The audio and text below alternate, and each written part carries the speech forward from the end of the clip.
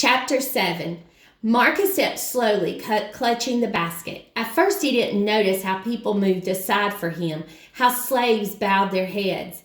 And then he understood. His disguise was working. Nobody guessed he was just a slave. None of the guards tried to stop him as he approached the front of the parade.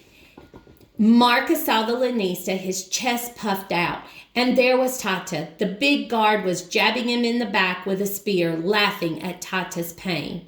Marcus's blood boiled as he walked toward the lanista. Closer, closer, closer. When it was just a few feet away, the lanista looked at him. Their eyes met, and Marcus saw the flash of recognition in the man's eyes. "Stop him!" the lanista bellowed, pointing to Marcus. But it was too late. Marcus tore the lid off the basket. He lunged forward, and with all the strength he could gather, he thrust the open basket toward the lanista, propelling the snake into the air. The cobra soared, a twisting, hissing arrow. The snake struck the lanista in the chest and then landed on the ground, coiling itself tightly. The lanista's womanly scream rose up over the crowd, and everything went still and silent.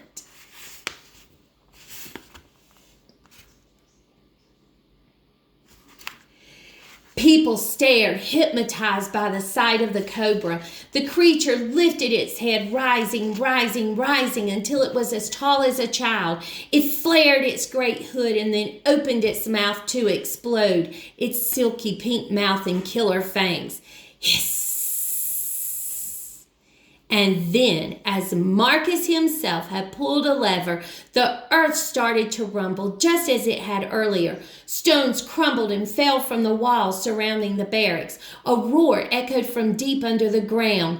"It's a curse from the gods!" someone shouted. The crowd erupted into panic. The lanista turned and ran, and his guards followed. Gladiators bolted. The snake slithered away. The horses screeched and reared up, tossing their riders to the ground. Marcus ran to Tata, who stared at him in confusion. "Tata," Marcus said, tossing off his toga, "it's me." Amazement lit up Tata's eyes, but there was not a second to spare. Tata grabbed Marcus's hand as though he would never let it go. "This way," Tata said, pulling Marcus to one of the riderless horses. It was a ragged white mare that looked 100 years old. One of her ears looked as if it had been chewed off. Tata grabbed the reins and soothed the horse while Marcus climbed on. Tata climbed on in front of Marcus. "Hold on tight," he said, snapping the reins. Marcus doubted the old horse could even run, but she shot forward and was soon speeding them down the street. Marcus clung to Tata, his heart pounding in terror. He expected spears to fly after them, a dagger to stab him in the middle of his back. But the horse ran faster and faster. It seemed she was as eager to escape her life in Pompeii as they were. They moved so fast that Marcus felt as though they were flying.